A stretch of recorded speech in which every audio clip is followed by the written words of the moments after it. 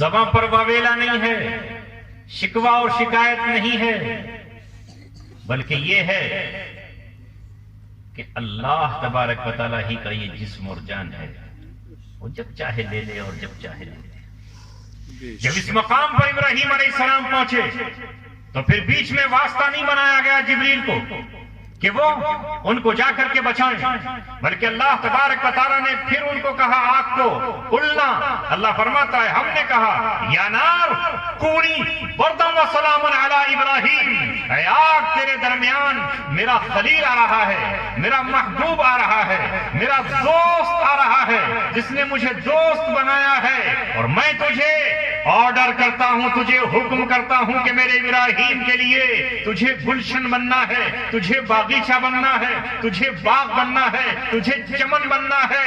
ابراہیم کا بال جل نہ جائے، ابراہیم کی کھال جھلس نہ جائے، اگر کچھ ہو گیا تو آگ تو یاد رکھنا میں احکم الحاکمین ہوں۔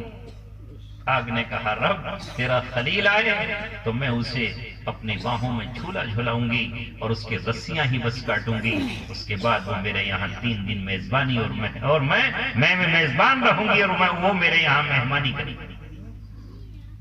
ہوا امتحان کی نہیں؟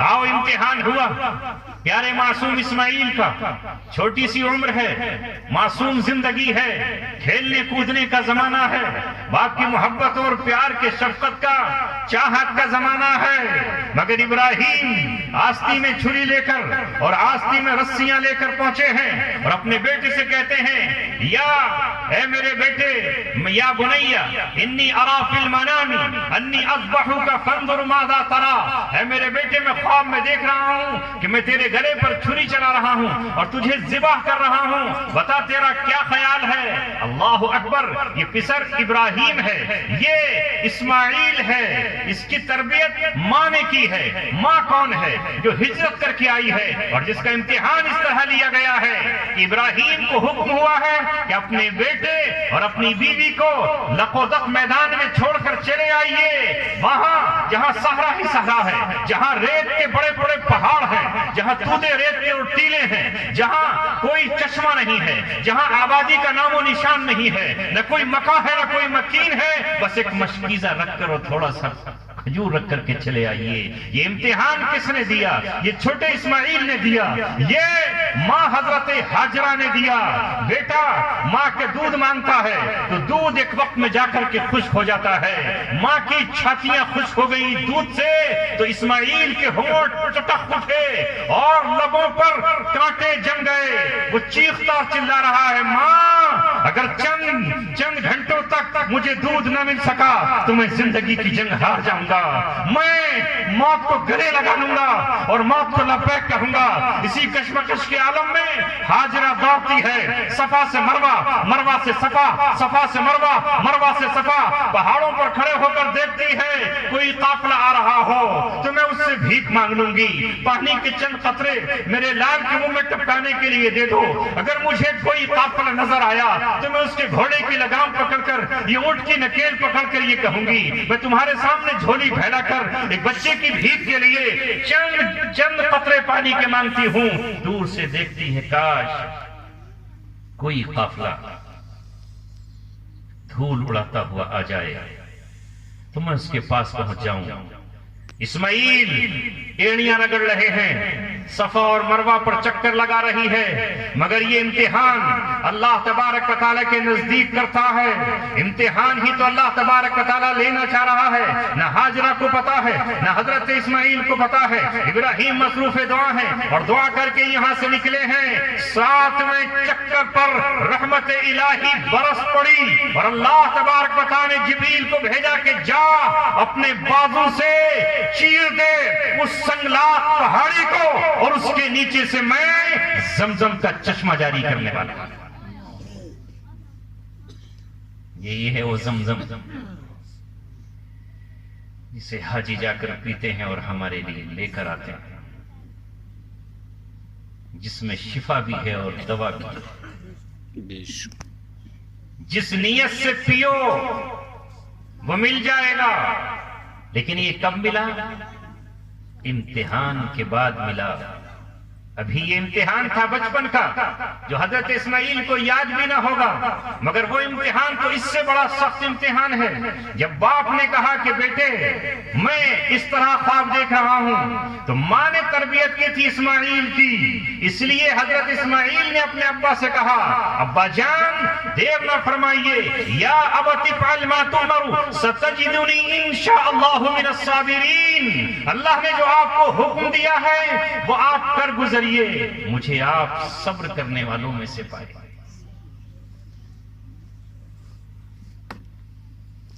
کیا بات کہی ہے ماں کے متعلق علامہ اقبال نے؟ یہ فیضان نظر تھا یا کہ مکتب کی کرامت تھی؟ سکھائے کس نے اسماعیل کو آداب فرزندی؟ وہ مکتب نہیں تھا، ماں کی گود پہلا مدرسہ ہے۔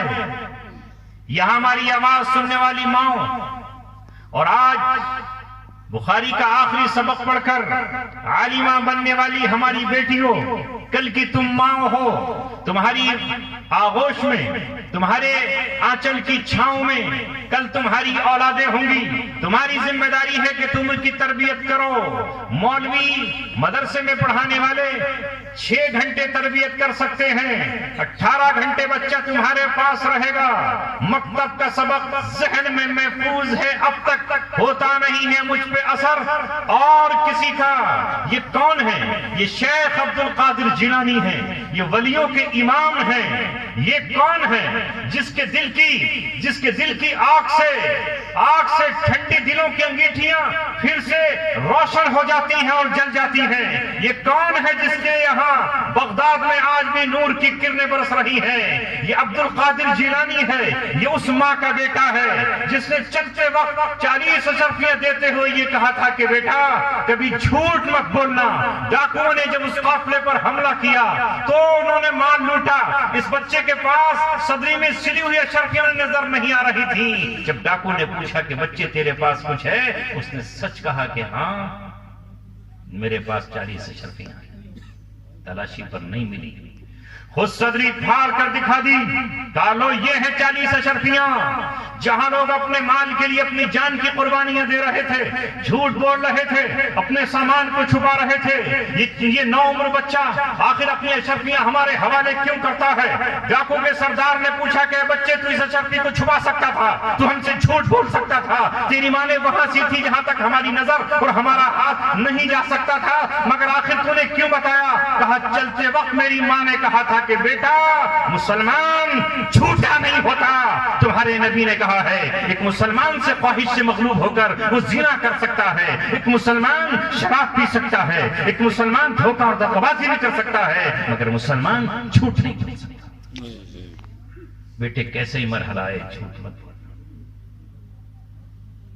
وہ جھوٹ نہیں بولے، اشرفیاں گئیں پھر واپس آ گئیں، اور اس سچ نے اس پورے ڈاکوؤں کے قافلے کو مومن بنا ڈالا، ایمان کے حلقے میں داخل کر دیا، اور ان کی پیشانیوں سے لے کر کے سینوں پر لا الہ الا اللہ محمد رسول اللہ لکھ دیا، ان کے ہاتھوں سے تلوار چھین کر تسبیح تھما دی، ان کے ہاتھوں سے خنجر چھین لیے اور پیار و محبت ان کے ہاتھوں میں تقسیم کر دیا، وہ اپنے وقت کے ولی اور امام بن گئے۔ اے آج کے مسلمان، اے محمد رسول اللہ کے غلام، اے صحابہ کی عظمت کی بات کرنے والے، تیرے دل میں تو یہ بات بیٹھی ہوئی ہے کہ جھوٹ کے بغیر میرا کام نہیں چلتا،